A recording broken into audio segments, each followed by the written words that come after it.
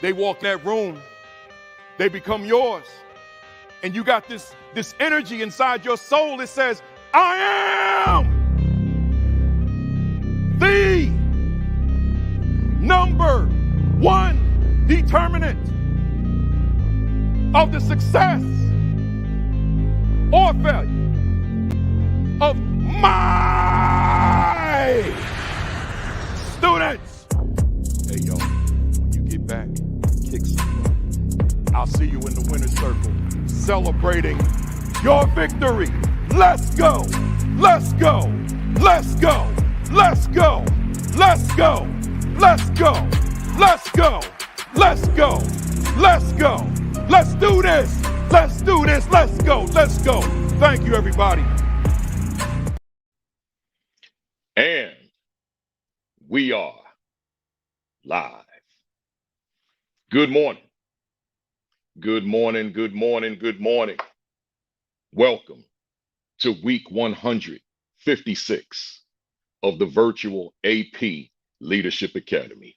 Hit that share button, hit that retweet button. Let me see who's in here today. Let's see. I got to go way back. We got Charmaine D in the building. Good to see you. We got Mike Van Winkle II in the building. Darnell McElveen, Demetrius Scott, Dr. Sheikah Houston. I hope you checked her out along with Tammy Taylor this morning. No, Dr. Tammy Taylor on Create and Educate every Sunday morning, Saturday morning. I got to slow down at 10:30 Eastern time. We got Vanessa Zeskind in the building, Takesha High, Lisa DeBose Walker, Charmaine Charm, Principal Michael Benton, Rodney Richardson, my wife, the Queen. I ain't seen her in a couple of days, man. I'm out here in LA this morning, but I'm gonna see her later tonight. We got my wife, Kimberly Broughton Kafele in the building. We got John Few, Ronald Pugh, Cammie Berry, Hortensia Hernandez. She said the winner's circle. I like that. Edgar Ray, Vanessa Zeskin, Portia Ajigbo is in the building. Yolanda McKinney. He said, you need this one today. We got it, man. I got a legendary principal in the building today, Yolanda. I mean, we got the big time, man. We got the one who defies all the odds. So we bring him up in a little bit. We got Royce Stuckey in the building. Scott Wiley's here. Hit that share button, hit that retweet, let them know we here, man. 156 weeks strong. September, Devon Vance Daniels, Rashard Davis in the building. Where we at? Lysandra Brackens, Yossi Fernandez is in the building. She said, excited to see Principal Torres today. Fellow Bronx leader here. I appreciate you, Principal Fernandez. Charlena Hottie is in the building. Hafiz Melton is in the building. Muriel, no nonsense. She don't take no nonsense from nobody. She's in the building. Shalita Hines is in the building. Indigo Love is in the building out there in Visalia, California. I'm going to be out there in 2 weeks. I hope I'm at wherever you are. Let's see. Crystal Nolan Brandon's in the building. Principal Sherrod Laws is in the building. Melissa Jones Chunu checking in. She's in the building. Priscilla Dunson Lee. Principal Dot McKeever Jeter's in the building. Nisa Katrina Farley's in the building. Karima Anque is in the building, man. She's doing big things in North New Jersey. Edwin Garcia is in the building. Ohio Girl Jones, I see you. Principal Sean Hurt's in the building, man. Let me tell y'all something. Principal Hurt was doing a session at 10 o'clock this morning. Check him out every Saturday at 10 o'clock.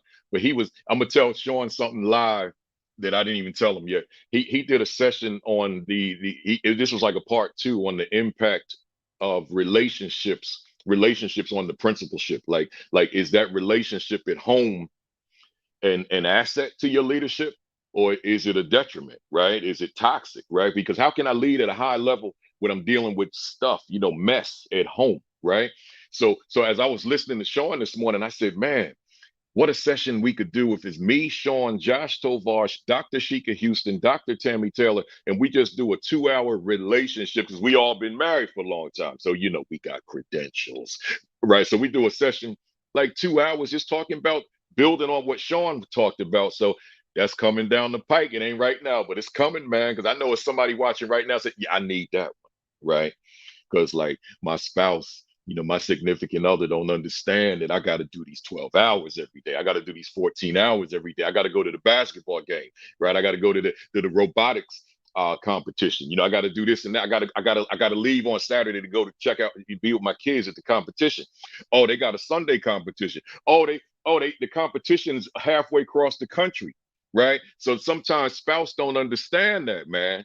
We got to talk about that, man. So Sean, I know you dropped it this morning. I checked you out, and then we gonna bring us in here, and then we gonna do like we do, right? I'm getting ready to get it started, y'all. But I know somebody on here probably said, "Yeah, why don't you do that one next week, Principal Kafele?" Alex Graves is in the building. Hope Bryce Prim is in the building. Stacy Joseph, man, I'm getting ready to get started. AQ in the building. Dr. Tammy Taylor is in the building. Marsha Poe, Lou Saunders. Oh, that's my man. I saw him the other day. We're going to talk about that in a second. Lily Lanier is in the building. I think I'm going to do one more, man. One more. Coach Central. And I'm getting ready to wrap it up. Let me say to y'all, I'm in the hotel, y'all. I'm going to let the spirit move me as to how I greet you. You know what I'm talking about. If the newbies, you don't know what I'm talking about. But I'm in the hotel. It's 8 o'clock in the morning in LA. I'm going to see how I feel. So let me do it. Here we go. Let's see what happens. Let me see how God leads me on this one. Hey y'all, let me say to you formally, good morning. Greetings. Welcome to week 156 of the virtual AP Leadership Academy. And I got a question to ask you. And my question is, how y'all feel this morning? How you feel? Hit me with some emojis and let me know right in the thread so I can look at them. How you feel this morning? Let me tell you something. Let me tell you how I feel. I'm just gonna say I'm on fire for now, and I'm gonna let you feel that in a second if God gives me permission. I see y'all's fire. I see it. Keep it coming. Listen, y'all. My first principal in New Jersey, when I was teaching in New Jersey, they renamed the library after her. And I went to that ceremony Thursday morning. And man, it was for her. But I felt something for me, man, because I went up to my old classroom, room 333. I called it the Mind Zone. I hadn't been to that room in 26 years since I left there to become an assistant principal back in 1998. I went to that room, man, and something like, I felt something. And then I just posted the room number. All them former students started hitting me up on Facebook. I didn't even know they follow me, right? So they hit me up. I was in that room with you, Kafele. Man, you made me the man I am today, Kafele, the woman I am today, Kafele.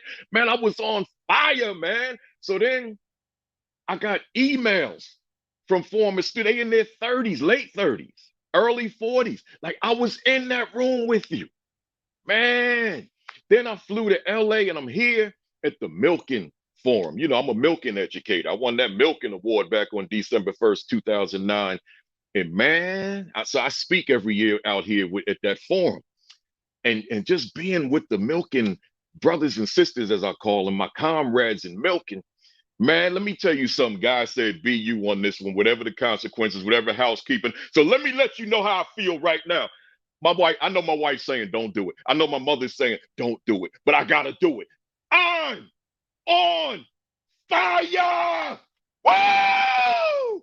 I had to get it out of me. To the people sleeping in the room, in the hotel here, forgive me, y'all. Don't call the front desk, don't call security, don't call the fire department, but I gotta release that. I'm on fire!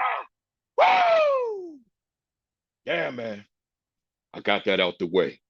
I don't do that in hotels, y'all. Especially on the West Coast at 8 o'clock in the morning. I know I woke somebody up. I know they ticked off at me, but man, I got the big time guest, so I got to be right. Right? So listen, y'all, real quick. Shout out to Milken and all my Milken brothers and sisters. Shout out to Dr. Elise Griffith King, who that library was named after her, who when other principals would not give me an opportunity to teach, that woman said, I want you. And as I said in my speech to her, I said, wherever this is I am today in this space, this education space, it started with you. You took a chance on me. You saw something that some of them other principals who became my colleagues, I might add, some of them other principals, they ain't want to take a risk on me, but she did. Shout out to Dr. Elise Griffith King. All right, y'all.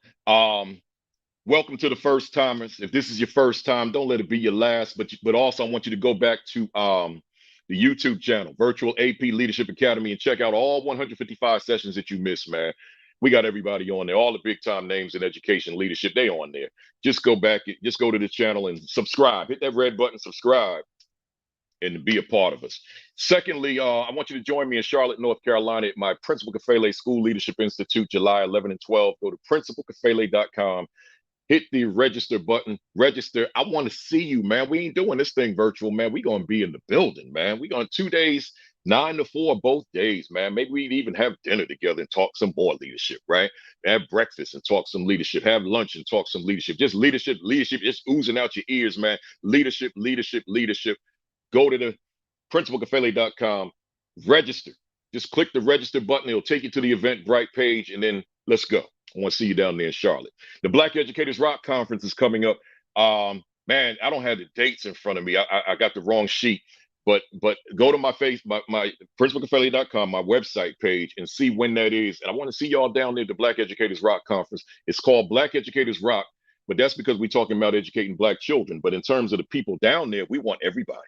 If you have a Black child and you're not Black, we want you in that building. If you Black and you got Black children, we want you in that building. We want educators of Black children in that building. The Black Educators Rock Conference. Just go to my website. You'll see when it is. The date you'll see is the date I speak, but the conference is 4 days. I want you to come for the entire conference. Next, the Assistant Principal 50 comes out in 13 days, y'all. 13 more days. My newest book will be released, and it's not called the Assistant Principal 50.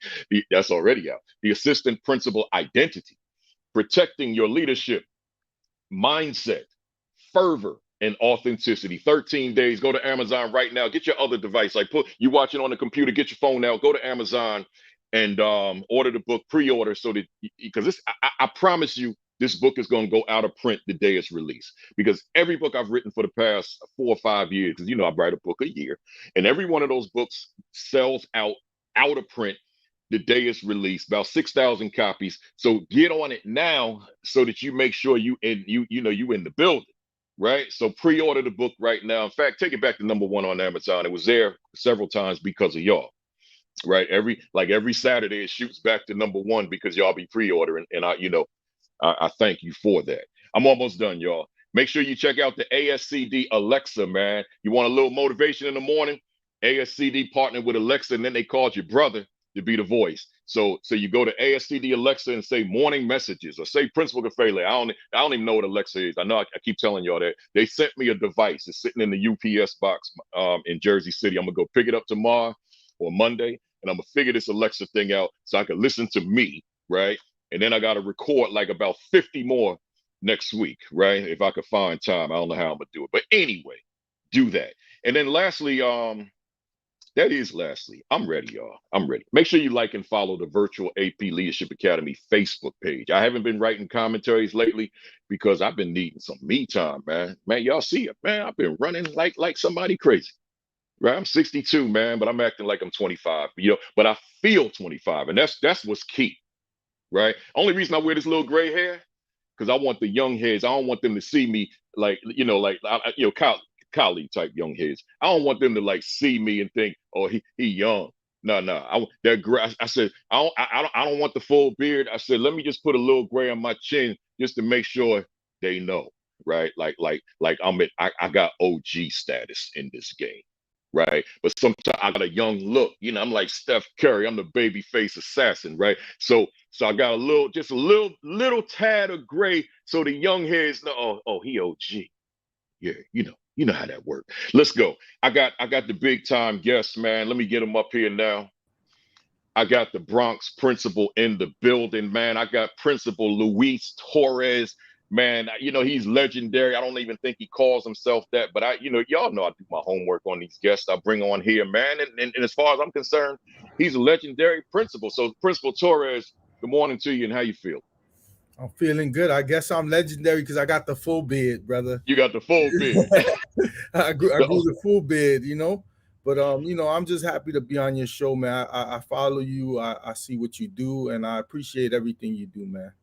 I appreciate you back, man. I want the folks that are not familiar with you to become familiar. So let me read the bio. Y'all hit that share button, hit that retweet, hit that repost, whatever you got. Tag somebody, tell them to get on in here and join us for this PD. Luis Eladio Torres is the president of the New York City Elementary Schools Principal Association, District 9 Executive Board Representative, and chairperson of the Bronx Elementary School Principals Consortium. He has served as school principal in New York City for more than 18 years. After serving in the U.S. Navy for 10 years, Torres earned an associate's degree in biology from Hostas, I hope I pronounced that correctly, Community College, a bachelor's degree in psychology from the City College of New York, a master's degree in education from Mercy College, and an advanced degree in administration from Hunter College.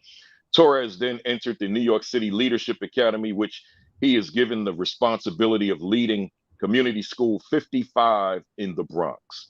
Torres and his team are responsible for turning CS 55, once the lowest performing school in New York City, located in District 9 in the center of the Morrisania housing projects in the Bronx, into a model school. I hope y'all heard that, a model school. Torres has raised millions of dollars for CS 55 and surrounding schools, acting as his school's spokesperson, publicist, and cheerleader. Torres' efforts have now shifted to the whole community education with the focus on improving the conditions of the community. He has a unique connection with this community because he is a product of the New York City public school system, as well as the Bronx. Torres' father, Angel Luis Torres, an apartment building superintendent and a community organizer, raised him to be a leader in the community and to give back.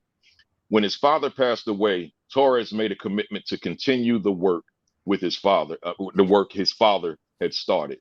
Torres lives in the Bronx with his wife, Joan Torres, and their 3 children who have all attended or are attending district schools. Powerful, powerful bio. Before I even get started, y'all, I was reading out of this book, The 6 Priorities, subtitle, How to Find the Resources Your School Needs. This is his new book. And as I always do, you can go to your other device right now. You don't have to wait. Go to your other device, go to Amazon or ASCD. Amazon, I like Amazon because you can track the numbers, right? So go to Amazon, order your copy today. You can hear from the bio, we brought on the big dog. So, before we even get into the interview, go pick up a copy. And then I'll remind you of that later on as other people chime in. I went so hard on I'm on fire that I need some water.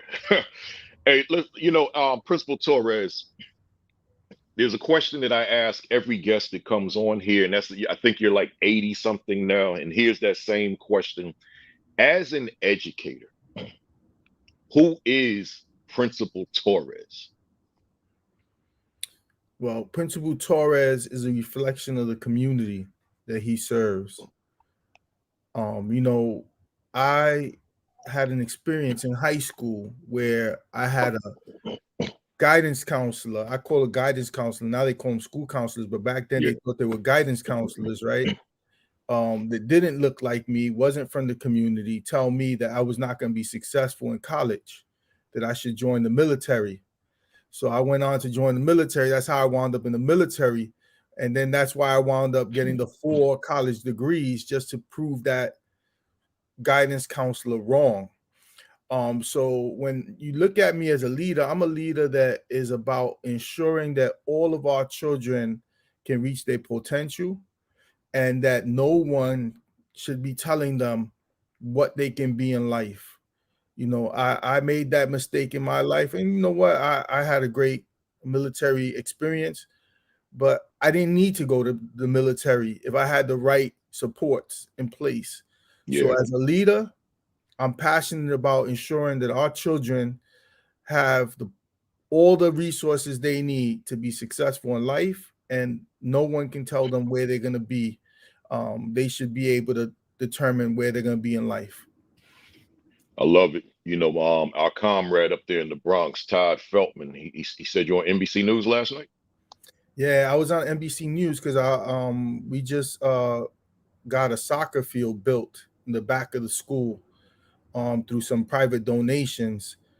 Because if you know New York, it's easier to get things done when you do it privately than when you go through school construction authority or Wow. the system. There's too much red tape for me. So we got a soccer field built because my community now is predominantly African, Central American, and they're coming from areas that play soccer or football.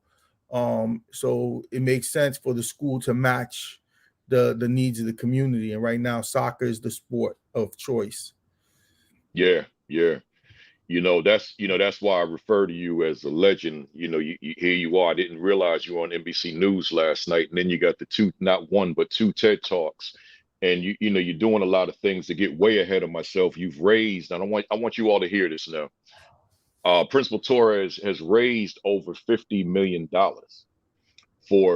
between his school and other schools that he supports in the community. So I mean, just let that register for a second. Let that resonate.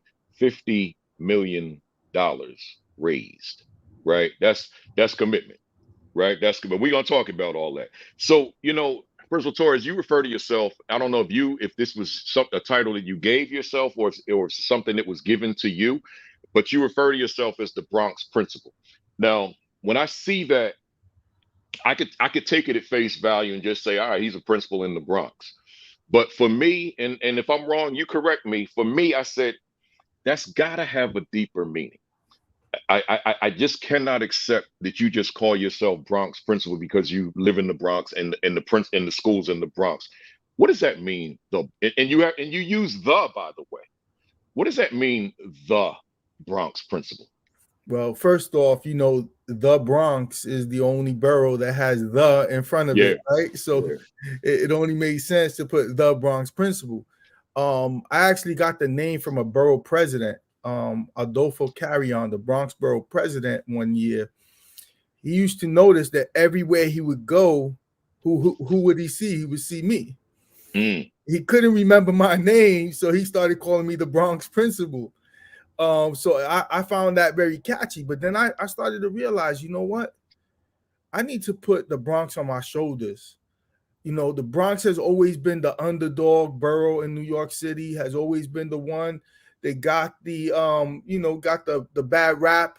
I said, I want people to know that the work that I do, I'm doing it as the Bronx Principal because we need to show that the Bronx has greatness. Not only are we the birthplace of hip hop, and people will deny it, but I wanted people to know that what, there are great things happening in the schools in the Bronx, and if I have to put the target on my back, I don't mind doing that. Of course, you got some haters that got upset because they were like, "Oh, he's trying to say he's the only principal in the Bronx." Or no, that wasn't it at all. I just wanted to show people that the principals of the Bronx, not only me, but the principals of the Bronx, are great people and they're doing great work. So it stayed, and eventually my colleagues have come to respect it. And I rep the Bronx all day long. I've been living here 52 years, and a great thing that came about my father's work. We had recently named the street after my father where I grew up. So because of his work, they named the Elder and Watson Avenue in the South and Soundview section of the Bronx after my father. Wow. And so why not call myself the Bronx Principal? That's right. That's right. No, I love it, and I respect it as well. I want to quote you from one of your TEDx talks where you said you serve as the principal of a school located in the poorest congressional district in the country. You said that it's one of the highest crime rates in New York City. And the Claremont section where you are of the Bronx is where you serve 4 housing projects. My question to you, because this is just me, and everyone may not agree, but I've been saying this now for the past, I think, 3 Saturdays, that the principalship is not for everybody, right? It's, to me, it takes special people. I don't care how much training you give a person, somewhere within that person, there's got to be this special person that's going to do this heavy lifting. If we, like yourself, we could train you until the cows come home. But that don't mean you're going to do the work you doing in that environment at the level that you do if you don't have that it thing inside of you that says, I want this. So my question to you, what is your, where's that personal motivation coming from, or what is that personal motivation to lead in that community with that magnitude of challenges? And more than many that quite often as a principal, we are like on the fine line of losing our job every day, Right. doing things that may be viewed as illegal, or against the grain, or pushing back against the system. If you're really doing the work, that every day you put it on the line for your community. And for me, I grew up in a neighborhood where you either was killed, was a drug addict, or you were the outlier, and was able to get out of the community. So it was a very challenging childhood. I didn't see it that way. I just thought it was family.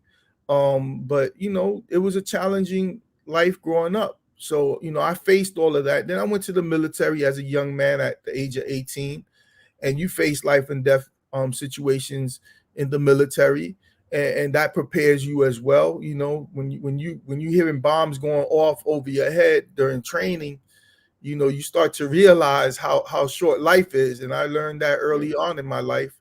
And then watching my father die, you realize how short life is.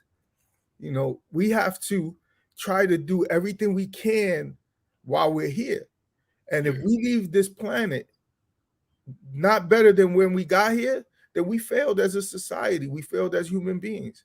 We have to always strive to make this world better, and that's what pushes me. And sometimes I tell you, I do things and I say, I don't know how the hell I did it, but I do it because at the end of the day, I do everything for children. And when you have that focus on the children and what's best for your community, there's nothing that can stop you. And I would love to see somebody try to block me from doing something that's going to be great for my students, because that person will be made an example of. And that's how I push, because at the end of the day, I serve one of the most challenging communities in the United States, and I don't get all the supports, right? So I have to do what I have to do for my families. And sometimes it's pushing back and doing things like, right now, I was all over the news because I was pushing the back against charter schools. How many principals is going to fight that fight? But sometimes you got to do what's right, because you can't compare apples to book bags. It doesn't compare. So if I'm willing to stay shut, then I'm going to be compliant. And if I'm not doing this hard work, then I shouldn't be in this position, because this job is not for everyone. The principalship, if you're going to do it right, is a job where you have to be ready to put it all on the line on a daily basis. Wow. I want to stay there for a minute, because I can identify with that, because I've been there. I've been in situations that I didn't agree with, and I decided I'm gonna let you know I don't agree with it. I'm gonna fight against it. And I guess I just want to ask the audience real quick, the viewers, the family, as I call us, that watch this academy. Are you? I don't know that I'm advocating that you put it on the line, but I mean, I guess the question I'm asking, and I'll put the mirror up while I do it. It's got a few fingerprints on it, Josh. That's my guy out there watching. How far will you go for your students? How hard will you go for your students? Right? What's your line? What's that boundary where you say, I'll go this far, but at this point, I'm not going any farther, because I do have to feed my family, which I get that. I just happen to be one of them guys. I'll figure it out if I get in trouble, or now that I'm in trouble, what I have to do. but I'm going to be that warrior. So all of us got to come to that reckoning. Who are we going to be? Because everything's not going to go our way. Everything's not going to go according to our vision. So with that, equity. You're a strong proponent of equity. In fact, you refer to yourself as an equity warrior. I refer to myself the same, as an equity warrior. I got a question for you about that, a two-parter. The first part, I know that a lot of your equity fight is in the community, but I want to bring it into the school for the sake of the folks who tune in. And first, I want to ask you, what does classroom equity mean to you? Well, classroom equity means to me that every child has access to all the resources they need to be successful. Not only the children, but the teachers as well. We have to be able to create environments where everybody can be successful. You know, you walk into some schools and they don't even have smart boards, and what world we're in right now, Yeah. And then you go to another school and they got 3D printers in every room, and it's about making sure that every classroom has access to the resources they need so that they can be successful, whether it's the teachers, it's the students. I shared a building with a charter school, right? And you go up to that charter school, they got carpeted floors, brand new tables, chairs, state-of-the-art equipment in the room, glass doors, and then you come to my school and you know what? We don't have those same resources. And sometimes their trash is my treasure. When they upgrade their spaces, I benefit because I take all their old stuff. And to me, it's like, having a present, but for me, it's about creating environments where the teachers and children have all the resources necessary to be successful, and it should be exactly where you find in a high income community should be what you find in our school communities. Just because our children live in poverty doesn't mean that the schools should not have classrooms that are resourceful and have all the resources the children need. So, and then the part B is, you again, you refer to yourself as an equity warrior. So my question is, for the sake of our listeners, what is an equity warrior? How are you defining that? So, I got that term from Cheryl Watson Harris. Mm-hmm. She was the vice chancellor of New York City schools. She's now in Atlanta doing some really great work in Atlanta. She called me an equity warrior because she found that, every time something was not right, she can count on me to voice my concern and to step up and to fight. Because at the end of the day, we could be complacent in this world and allow the systems and the inequities that exist. A lot of it is racially motivated and economically motivated. And we could allow for those things to continue, or we could choose to fight against them, and I don't mind pushing back against the system. We have a really good chancellor right now, David Banks. We have one, Misha Porter. I have really good relationships with them. But when I see something that's wrong, I'm gonna voice my concern because, for me, it's about making sure that all of our children have those resources. And when we talk about equity, equity is not equal. I'm not even talking about equal. I'm talking about equitable. You know what I'm saying? That's right. That's right. I'm not being unrealistic. I know that my projects ain't going to turn to co-ops or condos, but I could at least make them feel like they're living in them. You know what I'm saying? Yeah. And that they have a high quality school in the community. Why can't our children have a great school in their neighborhood? Right? That's right. That's right. That equity warrior. I always say to folks, every opportunity that I have, that equity is a strategy. Equality can never be the strategy. And when equality is the strategy, then students suffer, right? I have no issue with equality being the goal. That's we want them all to be successful. But in terms of how we get there, it's going to look different for so many young people in the classroom. You refer to the school to prison pipeline, and you say, I watched just a lot of video footage of you this week on these airplanes, and you say that school to prison pipeline runs smoother than the pipeline to college and career. What are you saying? Yeah, we know what's real. The reality is a lot of our black and brown children are being directed to the prison system by not having the adequate resources they need, adequate education they need, and not having opportunities. If you look at the numbers, you see a lot more of our youth going into prison and being on the streets than going to college. And not everybody's going to go to college. So let's create pipelines to careers in colleges, right? Let's bring back vocational schools. Let's bring back opportunities for our youth so that they're not winding up on the corner and on the street and then eventually in the prison system. I say we should become plumbers and reconfigure those pipes and move those pipes around so that our children have access to college and careers. One of the big things that I'm always pushing on is sports and arts, right? Because sports and arts in a lot of schools have been eliminated because the state will come in and say your school is failing, and then your whole focus goes on literacy and mathematics. But the reality is sports and arts gains you access to college, to scholarships, to really good schools.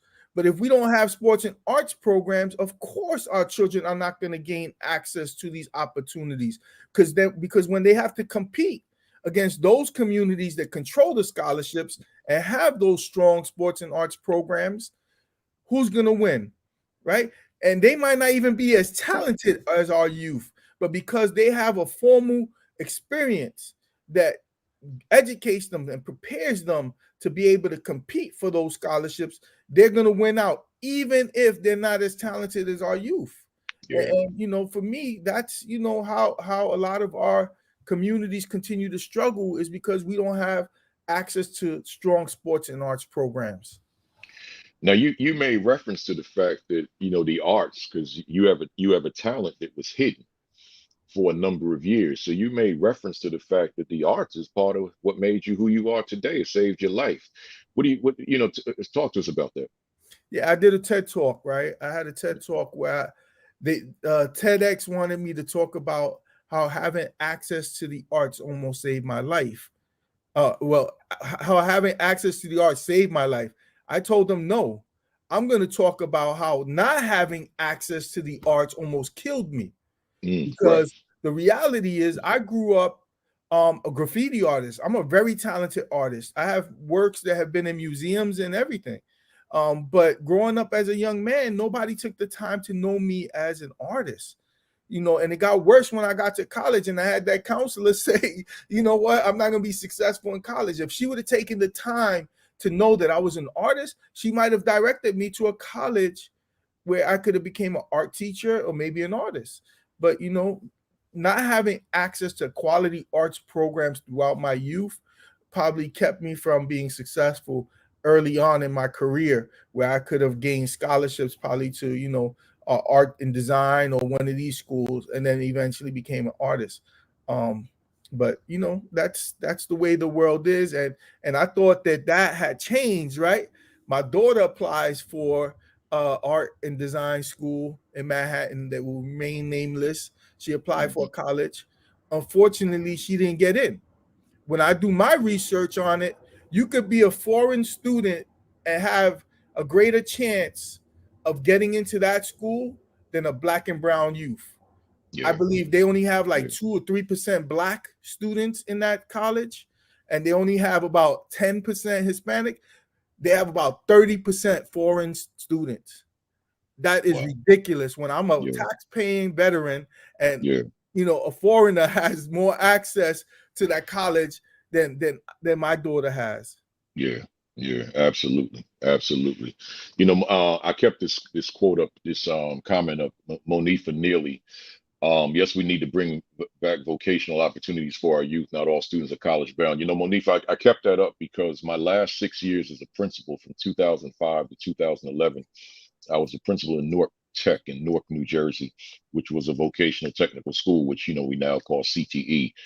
And what an experience that was. To just have all those various different shop opportunities for young people. Um, did they all go in that direction? No.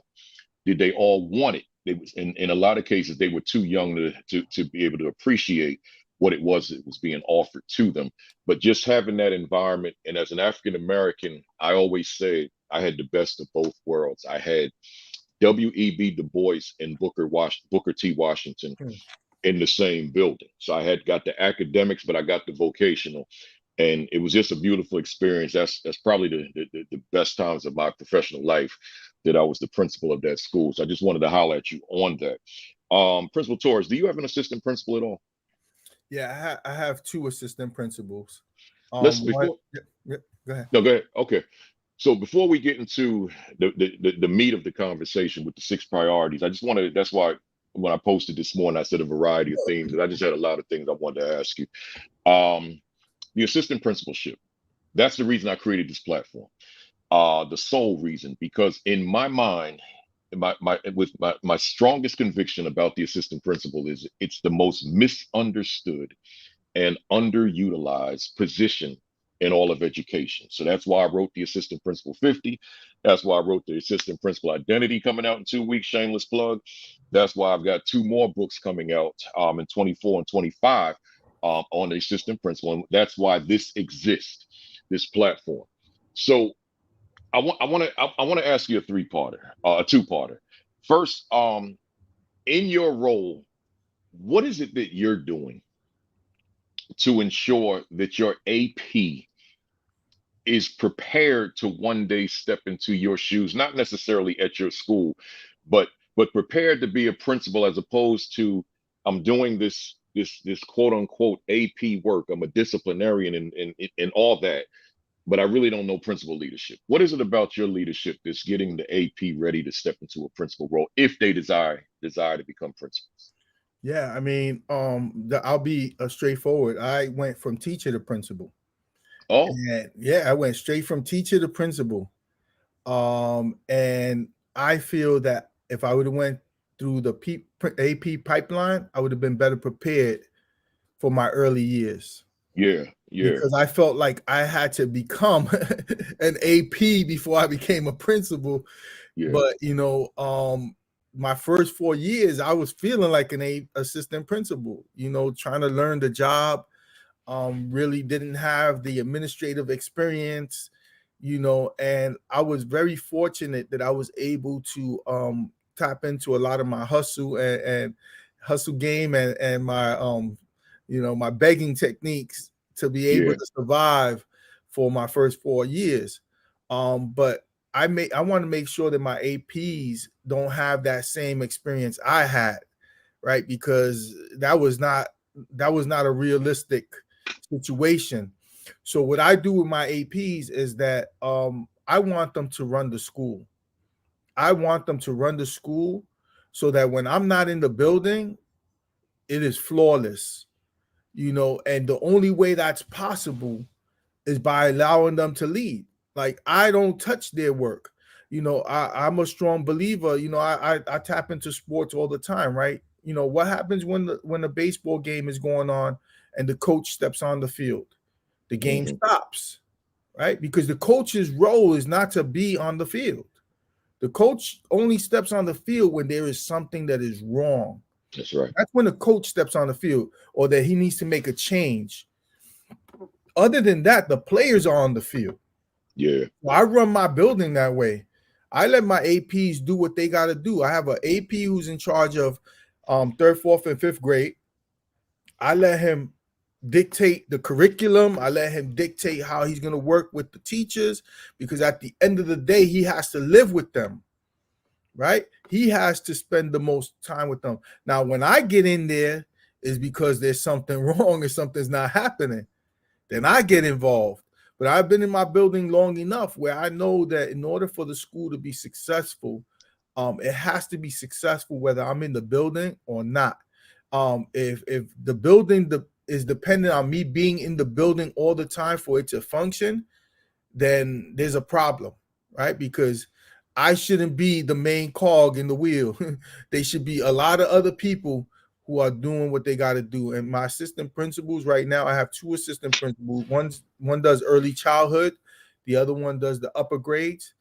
They work as a team, and at the end of the day, I give them a lot of responsibility, and I try to teach them a lot of my community work as well. I involve them a lot in doing community stuff because um, not everybody has that hustle and that hustle game that is needed to be a Yeah, community type leader like yourself and myself. We know how to hustle for those resources. So I teach my gotta hustle. APs some of that stuff too.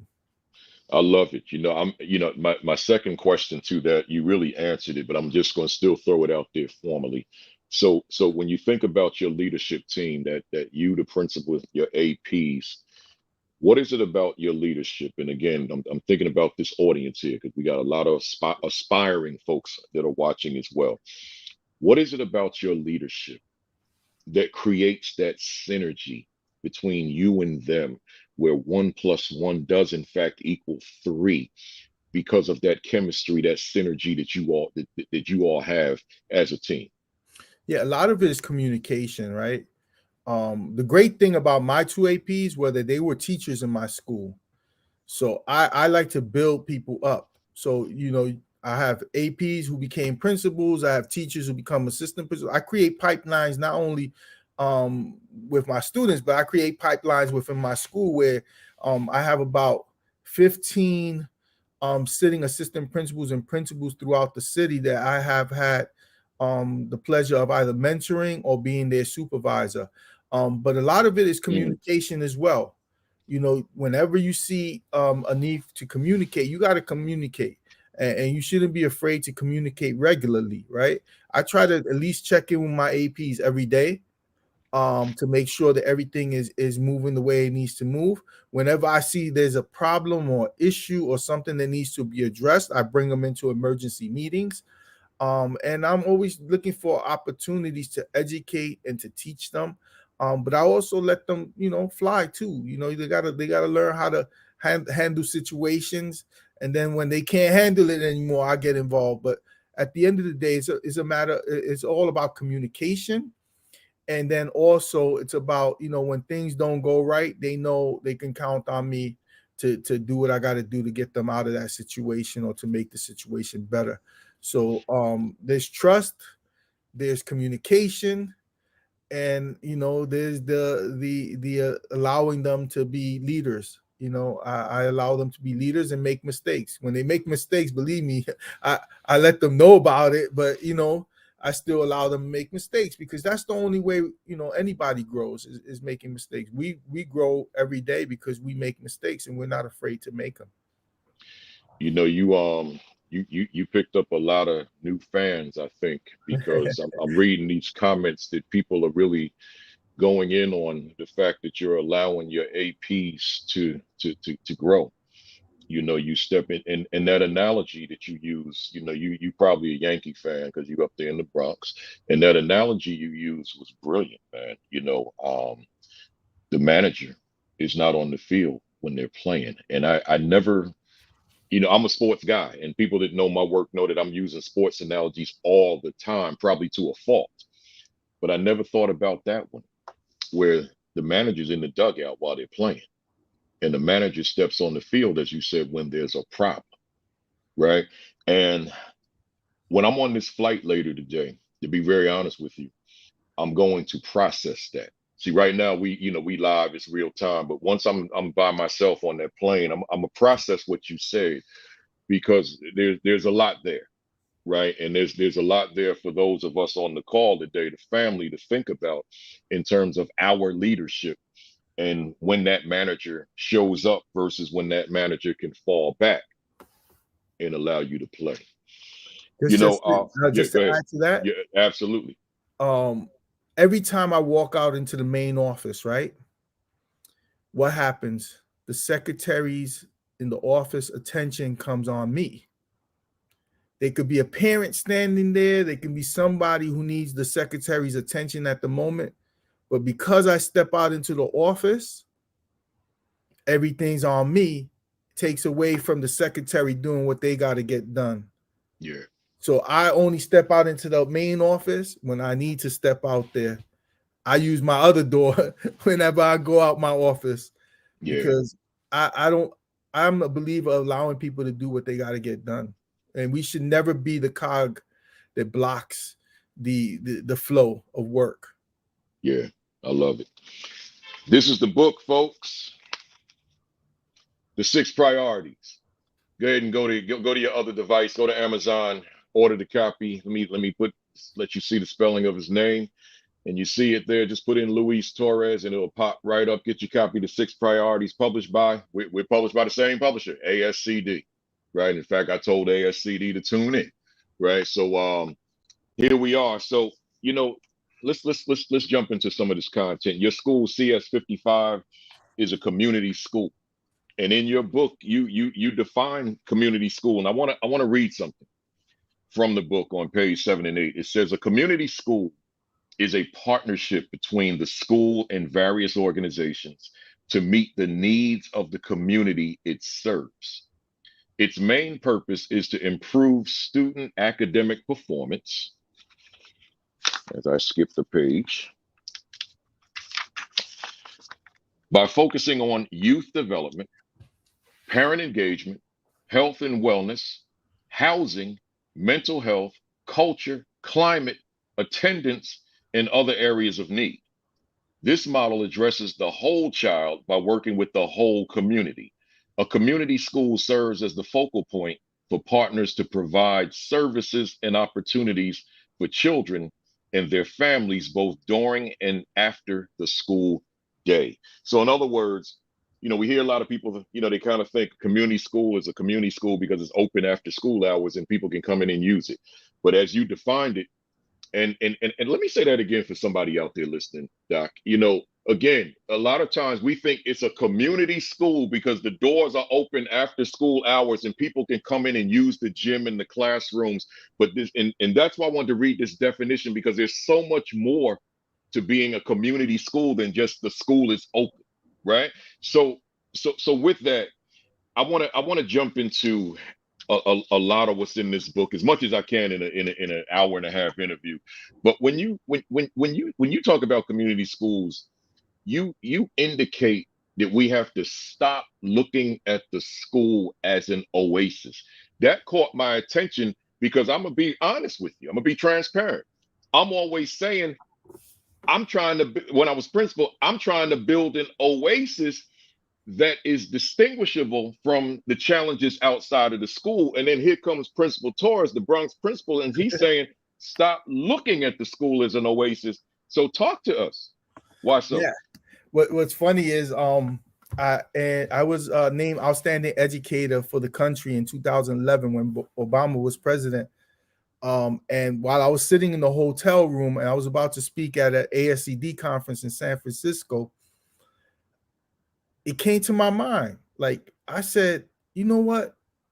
Why am I going to call my school an oasis? Because when you think of an oasis, you think of a patch of land that's alive, vibrant, but everything around it is dead. My school is not surrounded by dead land. My school is surrounded by a lot of life. The community is alive. There are resources in that community. There are people who live there.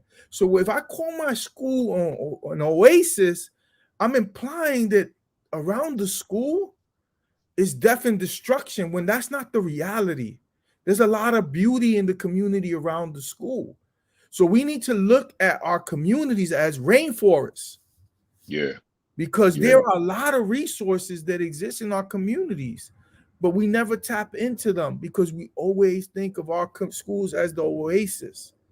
So if the school is the oasis, that means that the local bodega on the corner is really not a resource that you can use, right? Or the restaurant down the block that will help you put a food pantry in your building is not a reality because it doesn't exist. It was just, for me, it was like an aha moment. And I started to say, you know what? We need to stop looking at our schools as oasis, we need to look at our school and our school communities as rainforests that are alive and just need a lot more support so that we can make those plants and the animals grow and be successful. And this is what, what my mindset was shifted completely, because I just hated the fact of thinking that the school was the only the only lively environment in the neighborhood, when that's not really the truth. Wow. So as I'm listening, as I'm processing, one of my milking brothers here, my man Wade Whitehead, he said wisdom causing me to completely rethink right now. This is a young man who has been teaching in the same classroom for 29 years. He's probably got every award imaginable in education, but he stayed committed to these young people in the state of Virginia. And so you talk. I want to stay there. So you got the school here, but then you got this outer community, this outer neighborhood. And sometime when that neighborhood is that economically depressed neighborhood, and everything that kind of emanates out of that, there's a lot of criticism about that community. Oh man, this is all messed up. This is messed up. This is effed up. All that kind of stuff. And then here you come and you give us this, just as Wade is essentially saying, a mind shift. And instead of seeing the community as a liability, you're seeing the community as possibility, right? As promise, as hope, as rainforest. So therefore, unlimited potential, right? So I'm saying to us watching this morning, yeah, I'm with that. I'm going to get away from the Oasis talk now because of this conversation, right? And see the community for the asset that it is if you got the right folks leading. That's you now. Let me get my mirror. That's y'all. Are you the right ones who are leading that's going to tap into that wealth of untapped talent and resource in that community? So here you came up, you developed this concept of community matching. And I was glad you didn't go into that yet, because I wanted to treat it as a separate item, just as I'm also doing with the 6 priorities. So with this community matching, you've got these 4 steps you identified, and I want to read them. Identifying the gaps, specifying needs, telling your story, and establishing strategic partnerships. I probably should have written this. Hey, Dr. Sheikah Houston, I know I should have written this on the screen first. I'm gonna read it again. These 4 steps as relates to community matching, you identified as identifying the gaps, specifying needs, telling your story, and establishing strategic partnerships. Let's go one by one. What are you saying to us in this? First, tell us, what is community matching? And then let's go through those 4 steps. So community matching is a process I put together to make it easier for principals to address those needs that exist in their community. So basically, you take all the needs of the community and you match it with the resources you have in your school. And then from there, you can identify those gaps that exist. So for a long time, my school was a bilingual school. We had Spanish and English, but the population around the school changed, where it was mostly African. So the needs of the community has shifted, but the resources that were being provided in the school didn't make the same shift. So we had bilingual classes that were servicing Spanish, English-speaking students, but we didn't have no Spanish-speaking students. But yet we were pumping resources into those programs. So what happens with a lot of schools, and you can't be a community school without involving the community, right? That just doesn't make sense. It's like almost having like a sports and arts program and don't have any sports and arts school. Your sports and arts school that doesn't have any sports and arts programs, right? Yep. So you match those needs, you look for those gaps, and wherever there's gaps, you have to bring those resources into your school building to start to fill those gaps. So we have a hospital in our school. We have aeroponic farms in our school. We have sports programs in our school. Everything that's lacking in the community, we brought it into the school building. We even have this program called Grand Wyndham that provides child care protective services programming so that we can prevent children from being put into foster homes and things like that. So whatever the needs of the community have to be matched with the resources within the school. And if your community is predominantly African now, why do you still have the Spanish classes? Unless you have a large Spanish population, you need to make the shift. And you know what's crazy? When I made that shift in my school, people started saying I was racist towards Hispanics. I'm like, I'm Puerto Rican, I'm Hispanic. How am I racist? I'm just trying to make sure that the school is meeting the needs of the community. And sometimes that's a hard shift you have to make, but it's the most necessary shift you have to do. There's a lot of schools that are functioning without really meeting the needs of their immediate communities. I'm gonna repeat what you just said. A lot of schools that are functioning, but not meeting the immediate needs of the community. That's telling. That's a powerful statement.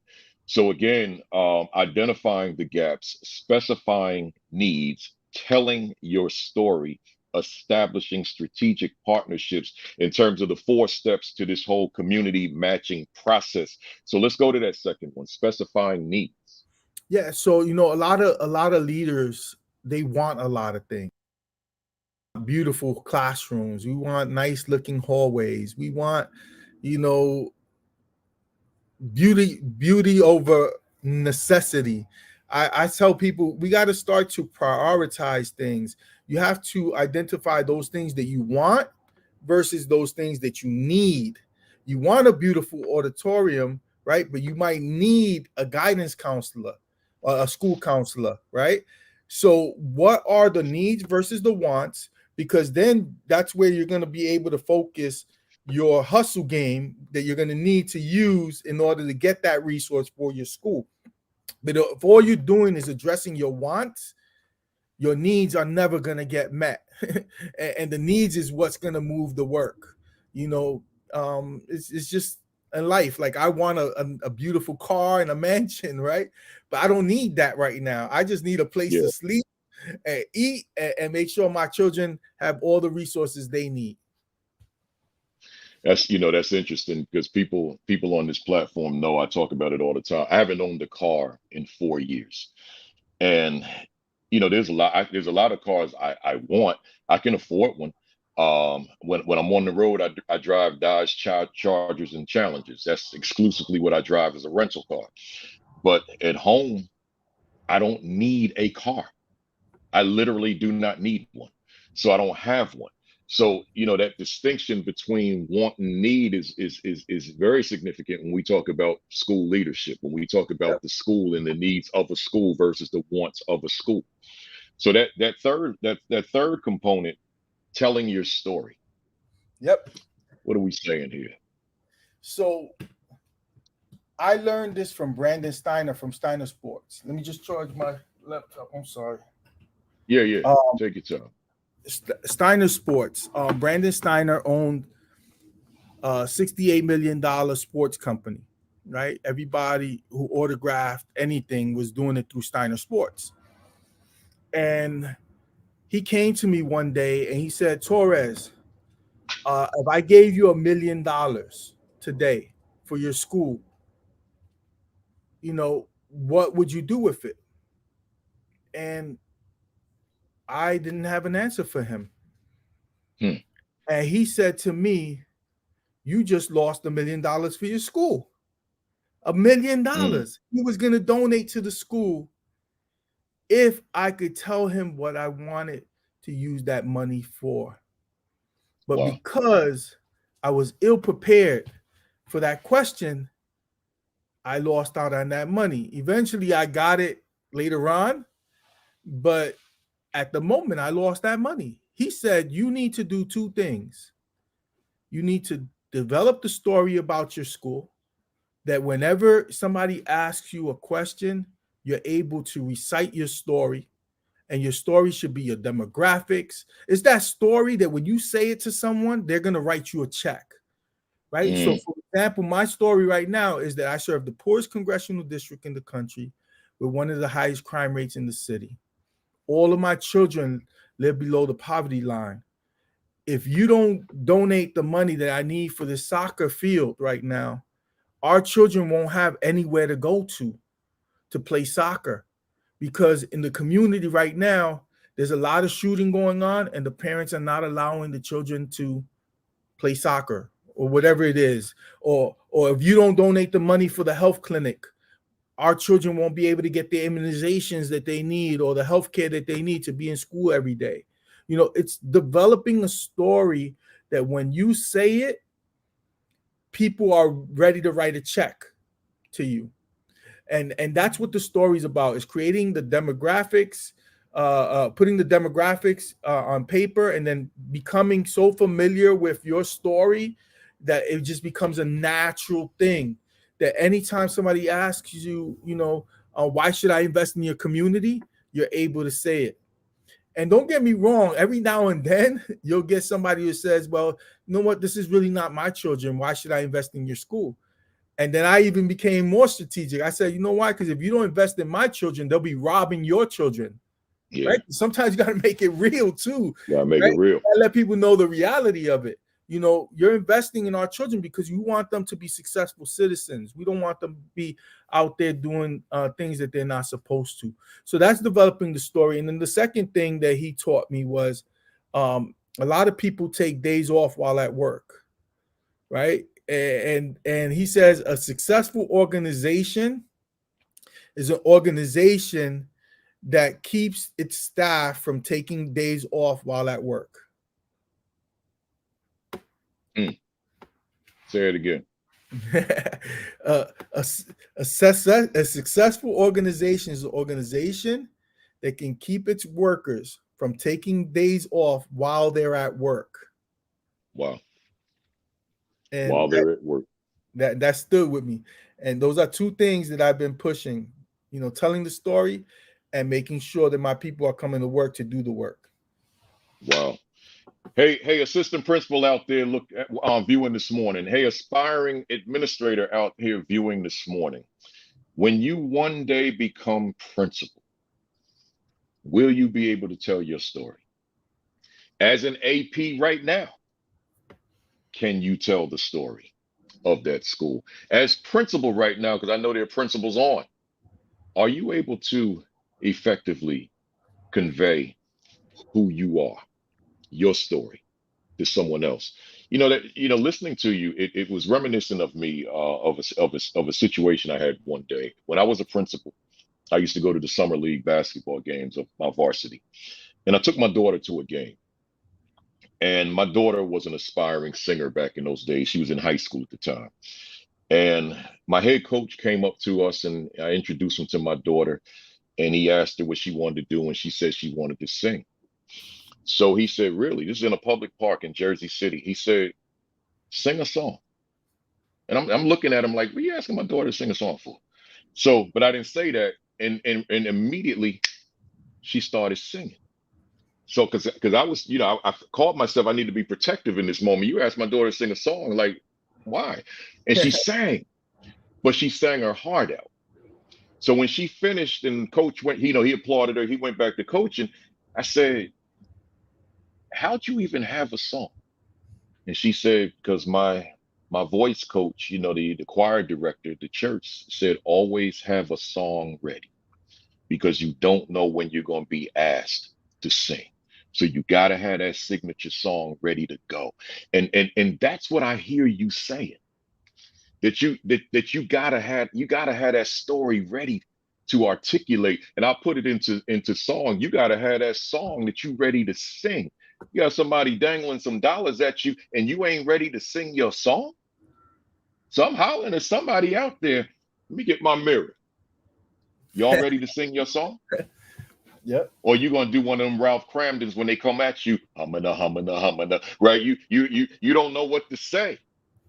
See, they don't give you that in grad school. That's why we got this platform. You're gonna have to figure that part out, right? So go ahead. I thought you was getting ready to say something. Nope. So that last part, I think this is the part that people are really wondering about. Establishing strategic partnerships. Because I recall back earlier in the conversation when you said, look, you're gonna go hard regardless. right? If you know, if my job is in jeopardy, so to speak, and I knew what was in my notes, and I know when one has those partnerships, the translation for me was always, I got a whole community out there that got my back, and the battle that I cannot fight, they gonna fight. Right, but I'm gonna let you speak to that. Talk to us about establishing those strategic partnerships. Yeah, I mean, you have to be out there. I call it begging and hustling, right? You can beg because it's not for you. I'm not begging for my mortgage to be paid. I'm Yeah. begging for my children to be fed. There's two different things, right? When we beg and hustle for our communities and resources, it's okay to do it. But you got to find the right people to do this work with. I always say start first with your inner circle. You'll be surprised at the people that are real close to you, how they could become a resource and a partner in this work. I have a fireman who's a cousin that he does fire safety training for my students in my school. I bring them in for career days and for other things. I have police officers in my family that come and do the same thing. I have a friend of mine that owns a restaurant. He runs pantries for me. He does all types of giveaways and things for me. So first look at your inner circle, those people who are right next to you all the time, and look at them as a resource. What could they bring to the table, right? If they can't provide something that you need, then you go out a little bit further out into the immediate community. You look at your school, you look at the surrounding neighborhood.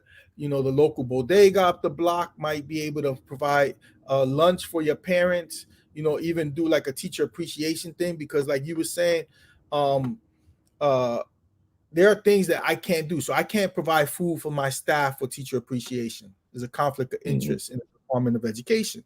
But that doesn't mean I Mm-hmm. can't go to the bodega and have the guy from the bodega provide sandwiches for the whole staff one day and we do some kind of celebration. So it's looking for those strategic partnerships in your inner circle, then you're surrounded, and then you look at the bigger picture. You know, we needed a soccer field to be done, right? If I was going to do it through the Department of Education School Construction Authority, it would have cost me $2 million, right? It would have probably taken 2 years to do. No, what I did is I partnered up with my soccer program in the school, and the gentleman from the soccer program was able to get a private donor to pay for the soccer field. They have been playing soccer in dog parks, basically. And, you know, you could imagine the conditions of those parks. Yeah. Yeah. And so the guy went out and he got a private donor to donate the money. And, you know, the amazing thing, the soccer field was done in 3 months and it was Wow. fully funded for $300,000. Come on. This is the stuff you got to do. You got to create these partnerships. You got to be willing to beg and hustle. You got to be willing to ask for resources, and you got to be willing to do stuff. You know, you was talking about the Yankees and Mets. I'm actually a Met fan, but I'm a Yankee fan Oh, for the okay. school. I'm a Yankee fan for the school because my school is located, but I'm really a Met fan, but for the school, I'm a Yankee fan. So one year, I had just started as a principal, and the Yankees were really not doing anything with my school. So I took my students. Back then, it was called Shea Stadium. It's Citi Field now, Mm-hmm. which is the Met Stadium, for dinner, a holiday dinner. I took them there, Mm. and I waited for the first media person to walk around, and I brought that person over, and I said, "Listen, it's very sad that in the shadows of Yankee Stadium, where my school is located, I can't get this dinner done. I had to come to the Met Stadium to get a dinner for my Queen. children when I'm right in the shadow of Yankee Stadium." The next day, the Daily News posted it, the story, and then I got a Wow. phone call from the VP of the Yankees. He was like, "Torres, why would you do this?" You know, and I said, "Listen, if you guys were doing more for the community, I wouldn't have to go to Queens to get this dinner for my students." And from there on out, we become like best friends. And he's Wow. doing amazing stuff for my school and other schools in the area. Because you got to be willing to do that kind of stuff. You got to be able to hustle and beg at any point in order to get those resources you need for your schools, because nobody's going to just give you things. You got to be willing to go out there and get them. I love it. And see, that goes back to what I said about it's not for everybody, because everybody's not going to make that statement to a reporter. And you knew what the repercussions could have been. You knew it, right? But you went on and made the statement, and now look where you are with that relationship with the Yankees. See, some people are gonna be, no, that's not politically correct. I can't do that. Well, then now you've missed out on a golden opportunity. See, so you gotta we all gotta look within that mirror and just discern, who am I in relationship to the work that I do as a leader. You know, these 6 priorities, and again, I'm coming out of this, folks. The 6 priorities, right? How to find the resources your school community needs. Go to Amazon right now. I got the author sitting right here, Luis Torres. Go to Amazon. Let's bring it to number 1 in whatever category he has it in on Amazon, or ASCD has it in. And it's a great book. I've been in it all week long preparing, and I've also been on various videos preparing. So I got a strong brother on here, strong brother principal on here. So get that book and add it to your library. You know, it's interesting with your 6 priorities, Principal Torres. What your premise is with these 6 priorities. Let me read the priorities: food, shelter, safety, health, access to technology, and education. And you deliberately have education as the last of the 6 priorities, because what you're saying is that for the family, education cannot be the main priority if my food needs are not being met, if my shelter needs are not being met, if my safety needs are not being met, if my health needs are not being met, if I have no access to technology, those needs are not being met. So how am I going to go hard on education when I got other priorities? So with that, and I have them here in order. Let's look at, I want you to discuss, and I want to go individually on this one, the correlation between the community school, community matching, and food. Yeah, I mean, it's very simple. I said this on social media, right? If you don't feed the children, they'll eat the teachers. If you don't feed the children, they'll eat the teachers, right? How many Yep. times does a child disrupt the classroom or has an outburst? Not because he's being defiant, but because he's hungry. He's been all weekend, he's been, living on potato chips or whatever, and then he comes in, and the first thing the teacher wants to ask him for is his homework. Some of our children are not living in the best conditions. And I know, because I grew up in the conditions myself, and I hear it all the time, and I deal with the parents regularly. Sometimes we just got to feed our children. We got to provide opportunities. That's why I talk about the restaurants. I talk about the food pantries. I talk about providing 3 meals for the children. They get lunch, breakfast, lunch, and then we offer a 3rd meal after school, so that they get a 3rd meal, so that they're well fed, right? Mr. Rich, who works in my school, always says a child is not well read if he's not well fed. It's the reality, and that's how food is incorporated. When you serving a community where food is a challenge, the school has to figure out ways of combating the ill effects of hunger. And if it means you offer snacks in the school, partnering with restaurants, whatever it takes, food is definitely a high priority. And again, a child cannot go home and possibly do homework on an empty stomach. I can't see a child sitting and reading a book while their stomach is growling. Let's go to shelter. That correlation between community school, community matching, and shelter. Yeah, I mean, a lot of schools don't focus on shelter, but I do a lot of work around shelter because it impacts attendance. The elevator in the building breaks. All of a sudden, 15 children are going to be absent for a few days because grandma on the 16th floor can't bring the child to school. Yeah. And if you don't address that elevator issue, you got more children who are going to be impacted, right? That's a big piece. And then during the pandemic, we found that shelters didn't allow for Wi-Fi. So how were children going to be able to do their work if the local shelters were not allowing for Wi-Fi? So we had to actually push legislators to pass a law to allow the shelters to provide Wi-Fi. So it's like, things that you think are not your responsibility, but have an impact on your school. You have to be aware of it, and you have to be able to meet those needs. And then quite often, the shelter students are bounced around regularly. So sometimes you have a child who is not focused in class, not because he's being misbehaving, is because he's been in 3 schools in 2 years or 1 year, and he doesn't know how to be in the school.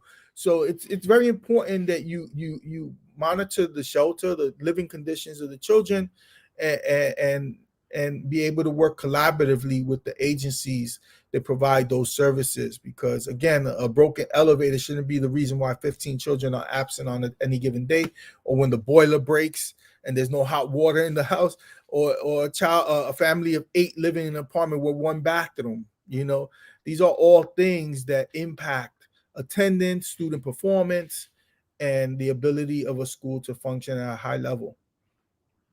And which when you made reference to the elevator, you referenced that in one of the TED Talks. And I want to stay there for a minute, because to paraphrase you, I can't quote you on this one, but to paraphrase you, you said when the elevator in a building where the students live is not functioning, it's not working, that becomes your problem, right? If I could paraphrase you, I hope I'm paraphrasing you correctly. Absolutely. That becomes one of your issues, your challenges. And when you said that, I said, man, how many of us would even be thinking at that level of, in the community, a building and an elevator not working, and how that's going to impact attendance and thereby achievement, right? And thereby possibilities. So talk to us about that in terms of, because I mean, you just addressed it, but talk to us about the implications in terms of how I should be thinking as it relates to that broader community when those kinds of things happen that have absolutely nothing to do with what's on my job description. So right now, I have a lot of battles that I'm fighting, right? Because we're constantly being held accountable for things that are out of our control. So I had an attendance team come into my school building trying to tell me how I should be running my attendance programs in my school, because I have a lot of chronic absenteeism in the school. And I pulled up an email from a parent.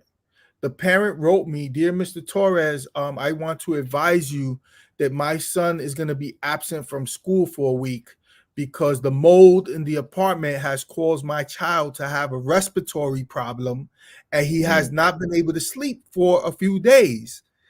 How is that the principal or the school's fault? It is absolutely not our fault.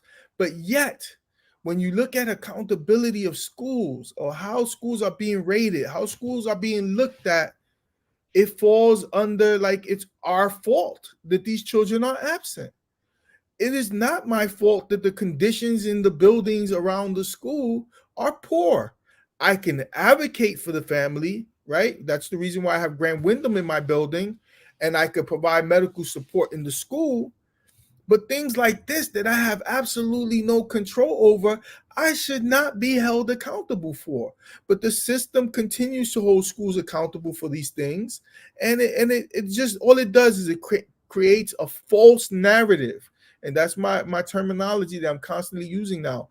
It's a false narrative that the school attendance is poor because the children don't want to come to my school.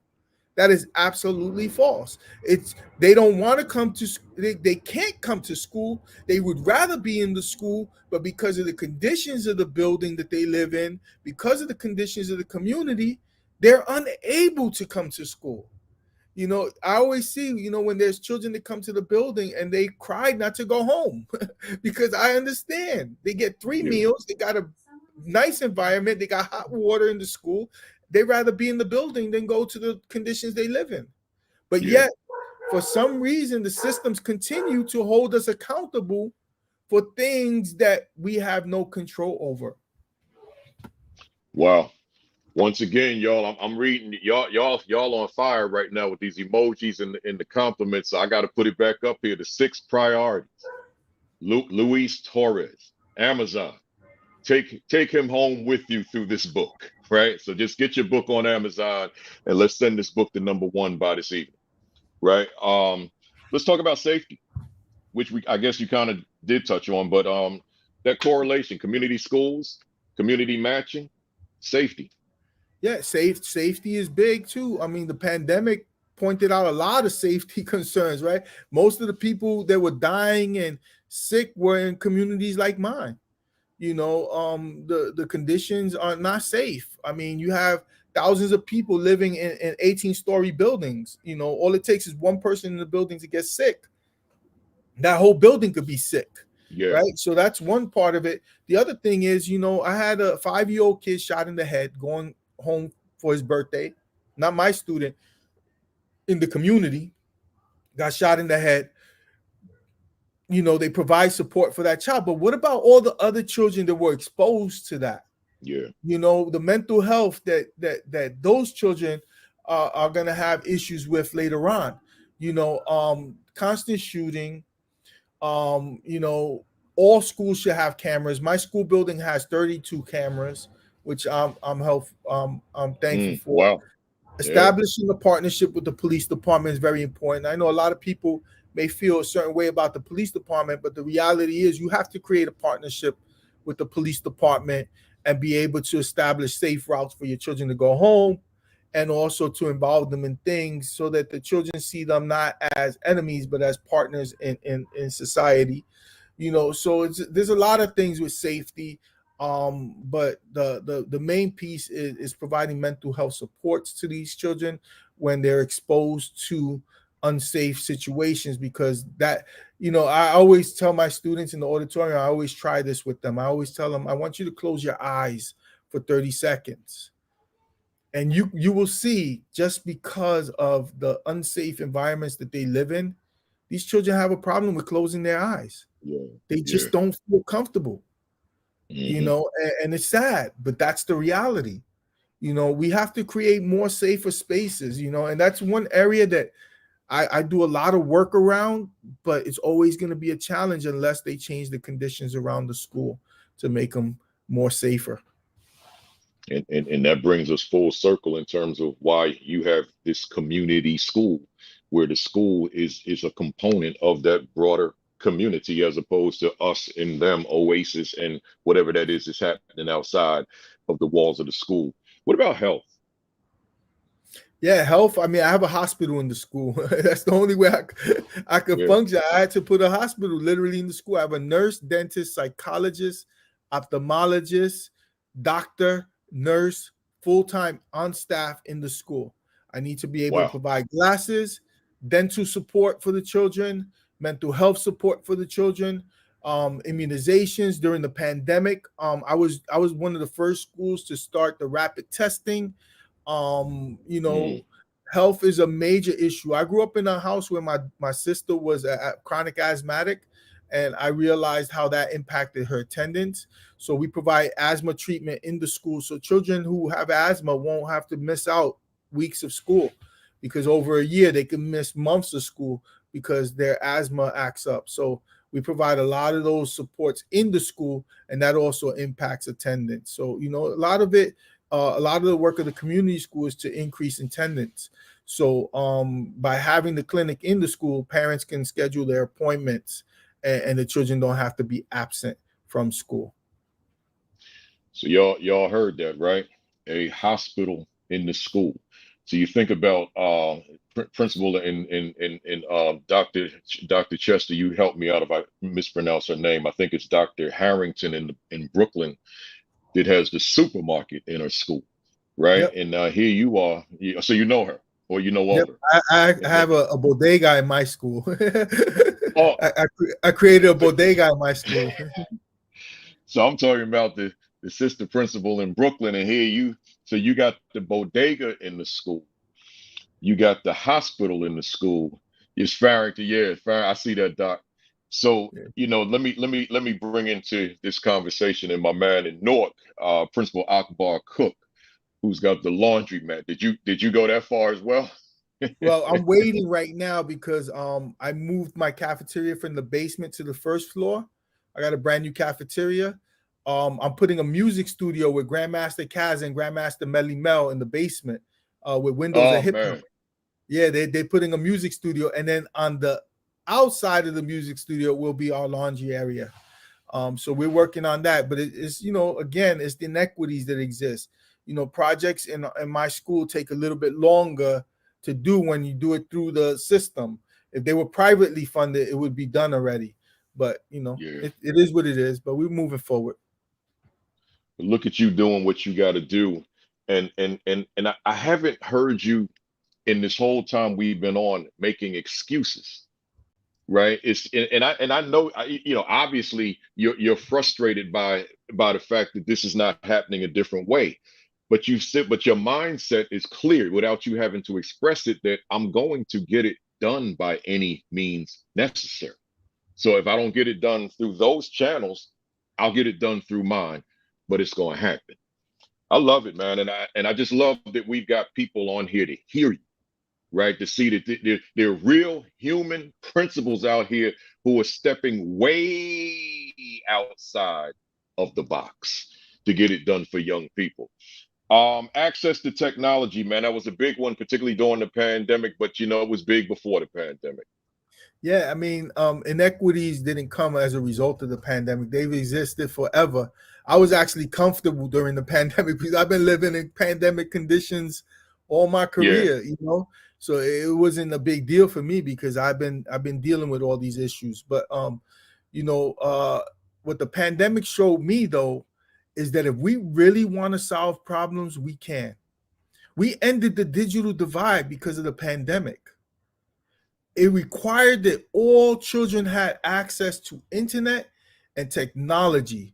We were able to end the pandemic because we were forced to ensure that every single child had a device, right?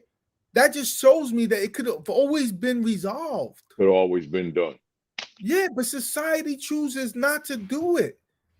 Yeah, And sadly, now that things are calming down, the digital divide is coming back because now yeah, they're expecting schools to be able to fund the technology when school budgets can't, right? The government and the city was providing the devices before. But now if we go back to the schools having to provide it, we're going to go right back to the digital divide. And sadly, it's going to go backwards. But if society wants to solve problems, they can solve them. This showed it. We could have yeah, solved this problem a long time ago. Where was these yeah, devices before? Where was the yeah, money before? And that's the frustrating part of a lot of this stuff is because we can make these things better, but somehow some people choose not to. true. That's right. And we have to just keep pushing forward.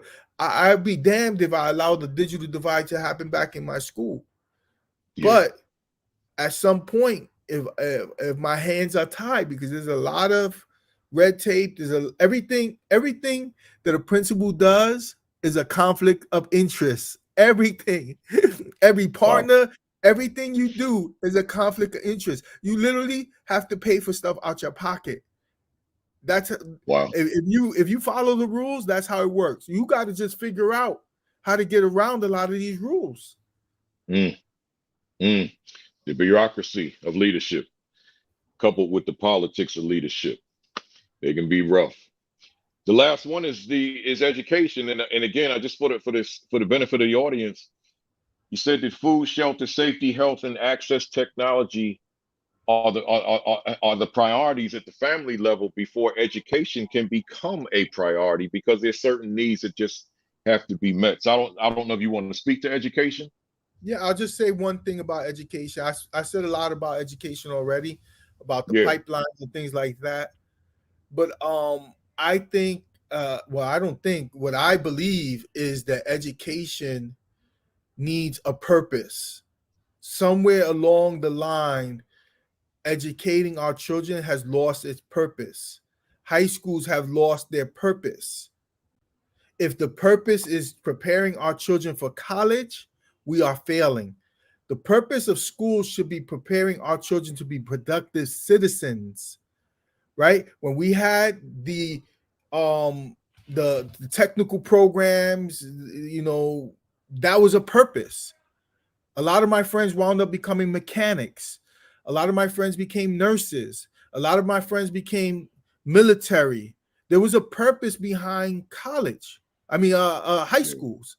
That purpose has gone away. What is the purpose? We need to sit down and really have a conversation as a society and as a world, as what is the purpose of education at this point? Because right now, if the purpose of education is to prepare our children for college, we're failing.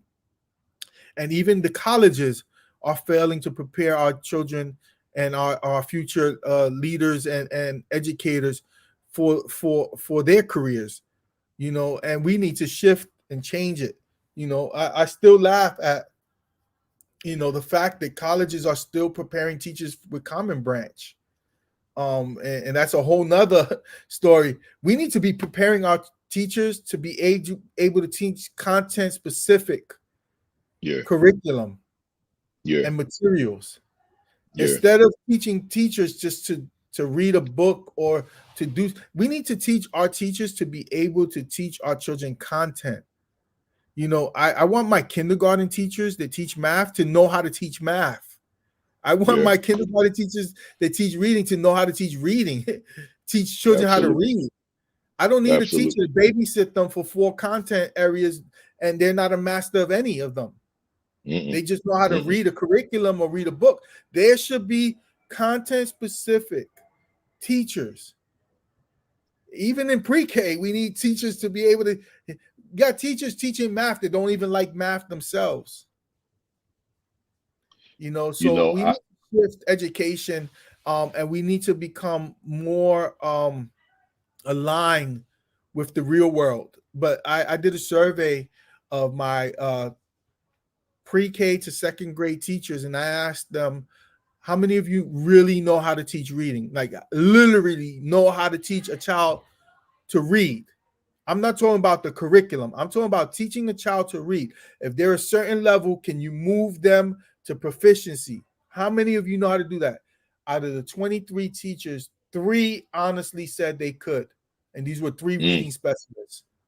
The 20 others are Common Branch. They're expected to teach 4 subjects. Yeah. See, to me, every teacher is a teacher of reading. Every teacher is a teacher of writing. But one of my advantages, when I was a 5th grade teacher, they brought in this visionary superintendent, Dr. John Howard Jr., and he decided that he wanted to departmentalize beginning in 3rd grade. So from 3rd grade on, you change classes. And the reason was because of everything you just said. He didn't feel that every teacher that was teaching elementary throughout the district was proficient in multiple different content areas. So he said, I want you to determine what's your strong area, and then I want you to go hard in that area, teaching that one content area all day long.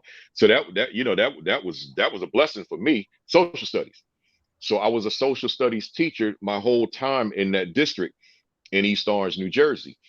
And I could now weave in my whole African centeredness as it related to the social studies, so that the social studies was culturally relevant to the students of East Orange. So and I still believe that. I think that young people get a better education when they're with a teacher who specializes in a particular content area and knows it inside and out, coupled with knowing children, being prepared to teach the 21st century child versus the 20th or the 19th century, which we know that there's still those teachers in classrooms as well. That takes me to the end, Principal Torres. Let's go to them rapid fire questions. These are one word answer or one sentence max. right? If you go into a second sentence, I'm gonna just cut you, right? So just yeah, so just real quick, rapid fire. Is education on the right path for underserved students? I believe so. Can true equity occur in America's schools for Black, Brown, and other underserved students? Yes, if people are willing to do the real work and the hard work. Does Principal Luis Torres' work contribute to the progress we desperately need? I would say yes. If you could do a reset on your life, would your line of work be different or the same? Would be the same, but I would have cut out the military. Why do you continue to do this work? Because I want to make sure that our children have a future. What fires you up within the work that you do? Pushing back on systems that are inequitable and racist. What is it about this work that you absolutely love? The children. What do you dislike about the work you do? The fact that everything is a conflict of interest. What has been your greatest victory in this work thus far? I would say creating a community school model that works. What was your greatest mistake in this work thus far? Allowing the system to keep me from doing this work earlier. And what has been your greatest challenge in this work?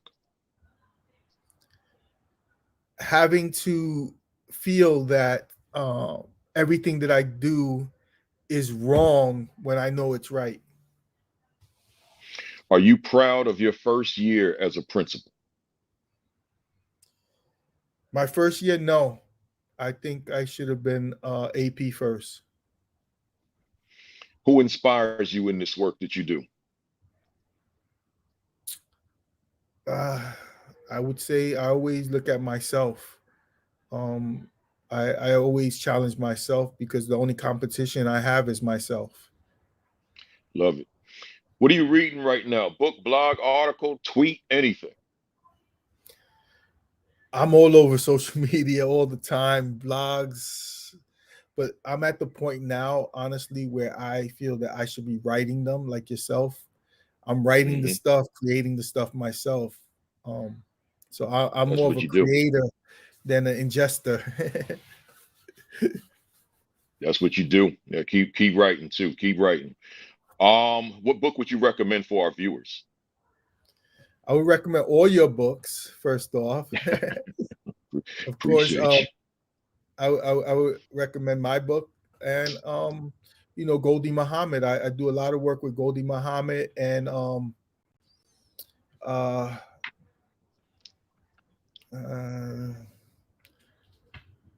give you another title in a minute, but Goldie Muhammad's books, your books. Yeah, Cultivating Genius. I mean, that's it. I got to get her on this platform too.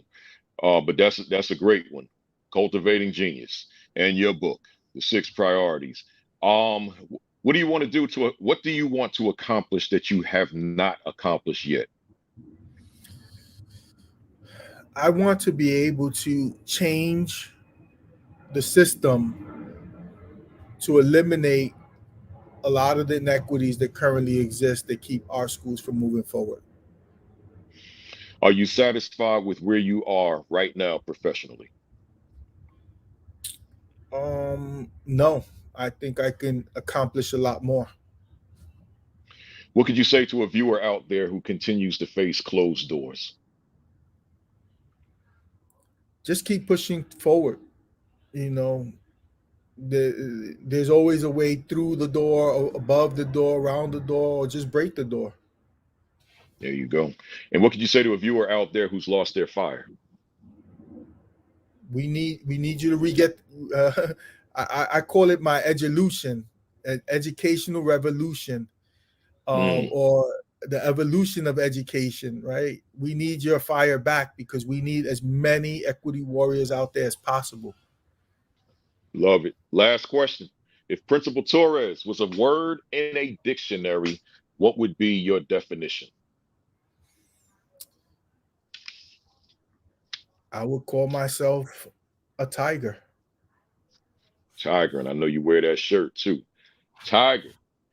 Hey, Principal Torres, man, I appreciate you, man. This was on fire, blazing. Hey, y'all out there in the social media world, you know how we do this. Let us know. Give us those emojis if you benefited from this, if you enjoyed it, if it resonated with you, if there were things you heard that you could take back to your school or incorporate into your leadership. Then give us those emojis and let them know whatever you use: fire, diamonds, bombs, gems, praise, hearts, whatever it is you use. Send us those emojis. That's the way we applaud our guests on this platform. And I see them coming. And in fact, y'all were coming before we even got to it. So I always appreciate that as well.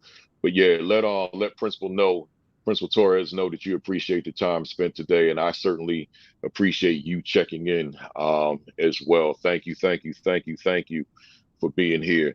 Again, the 6 priorities. Go to Amazon, get yourself a copy. Let's send it to #1 on Amazon today. As most of the authors who come on here, their books go to #1 by Saturday night, right? So let's do that in the category that they're in. Hey, Principal Torres, how do the folks reach out to you? They probably want to Yeah, learn more beyond the book. I say, the best place to find me is on Instagram, right? The Bronx Principal is the easiest way to find me. The Bronx Principal with THE, not DA. The Bronx Principal. And on Twitter as Torres Real Talk. And if you need my personal stuff, then you can reach out to, of course, our amazing host today, and he will give you my personal information if you really need it. You can get it. I have no problem with connecting with people and supporting any way I can. Excellent, excellent. Hey, Principal, let me do my. Oh, I forgot my bat, man. Yeah, I bring my little bat when I'm on the road. I can't use my big one, but you hit it out the park, grand slam. I won't say out of Yankee Stadium. You hit it out of Citi Field, man. Yeah. Bam. And for those of you that don't know what this Montreal jersey means, I'm on the UCLA campus right now. This is where Jackie Robinson went to school. I look at April as the entire April is Jackie Robinson month, not just the 15th as the day. So this is the minor league jersey that he wore, the authentic one. So he wore the Montreal Royals when he played in the minors for the 1 year before he went on to the majors in 1947. So this was in 1946. So I'm repping Jackie Robinson. I'm on the UCLA campus right now as we speak. And, this is where I am. So that's what that is. So stay with me including when I go off. Let me just do this rundown. Next week, I got a Newark, New Jersey principal, my man Rashawn Lopez. That'll be for week 157, young principal. He'll be with me, and we get that young perspective from this young man. So join me next week at 10:55 Eastern Time. Facebook Live every Saturday morning. Sean Hurt, 10 o'clock. The 2 doctors, Dr. Sheikah Houston and Dr. Tammy Taylor, 10:30 with Create and Educate. Principal Josh Tovar, Principal Dean Packard, Sunday night, 7 o'clock. And the Village Leadership Group with Dr. Roz Gaskins and Coach Williams, Tuesdays and Thursdays at 6. Join me in Charlotte, North Carolina, live and in person for 2 days, July 11 and 12. That'll be the School Leadership Institute with Principal Kafele. So again, July 11 and 12, we go 9 to 4. But that same week, join me at the Black Educators Rock Conference in Jacksonville, Florida. And you can go to my website and you'll see how you can register. I only have the date I'm speaking on there. I got to switch that. I did that inadvertently, but just go to my website. But Melissa, put those dates up and I'll put them on the screen right now. But that'll be what my week looks like. In fact, that week I'll be at NAESP, elementary principals. I'll be at NASSP, secondary principals. I'll do my 2-day institute. That's all in the same week. And I'll be at the Black Educators Rock Conference. So I'll be doing all that week. So, pray for me that week, right? So that's July 13th through 16th, Black Educators Rock. So what? Put that website up too, Doc. I think it's rockconference. Put the website up. I don't want to say it and then somebody writes that. Here we go. So while I'm waiting for Make sure that you order the assistant principal identity. It comes out in 13 days. I'm excited. I'm pumped. I'm on fire. So 13 more days, my 13th book, the assistant principal identity, protecting your leadership mindset, fervor, and authenticity. 13 more days. Get it now. Pre-order now, because I suspect this book is going to sell out. ASCD usually prints up about 6,000 copies in the first run for me, and they always sell out. Always sell out, right? So just make sure that you pre-order right now. Go to that Alexa. I'm on Alexa, man. ASCD Alexa, and just say Principal Kafele, right? Or say morning messages with Principal Kafele, and you get my morning, man. It's your morning cup of coffee. Every morning, just start your day. I got something motivational to say. I'm getting ready to record like a batch of them this week. Lastly, make sure you visit principalkafele.com. Subscribe to the Virtual AP Leadership Academy YouTube channel. Hit the little red button and subscribe. We at like 17,600, man. I want to get to 20,000, y'all. Tell a friend to subscribe to that channel. Virtual AP Leadership Academy, hit the red button, and then also like and follow the Virtual AP Leadership Academy Facebook page. I'm not writing a commentary. I'm gonna tell you that right now. Tomorrow, I like to write a commentary every Sunday morning, but I need some. I got to take some me time, y'all. I ain't writing nothing. I got a 6-hour flight home. I'm gonna write 3,000 words for my next book, because that's always my goal on these long flights. I got to get in 3,000 words, maybe 5,000. We'll see how I feel. I'm a little tired. And then I'm going to take it down tomorrow. I'm going to watch some basketball. I hope the Knicks are on Sunday. I'm not sure. They're on Sunday. All right, so we going for 3-1. So I'm a Knicks fan, y'all. Go New York, go New York, go orange and blue skies, right? And then your diet, make sure you're taking care of yourself. Make sure you're eating right. Make sure you're exercising, and remember, the pandemic is still here. Right. So whatever your COVID precautions are, I don't wear a mask all the time, but on that airplane, I rock that bad boy. And I take a picture, selfie when I'm wearing it, just to remind folks we still in it. We still in it. Other than that, y'all, I appreciate you being here. Join me next week at 10:55. Have a great week. Have an extraordinary week. Have your best week yet. Peace. Peace. Thumbs up. Cock that fist back. 1, 2, 3. Bang! I'll see y'all next Saturday.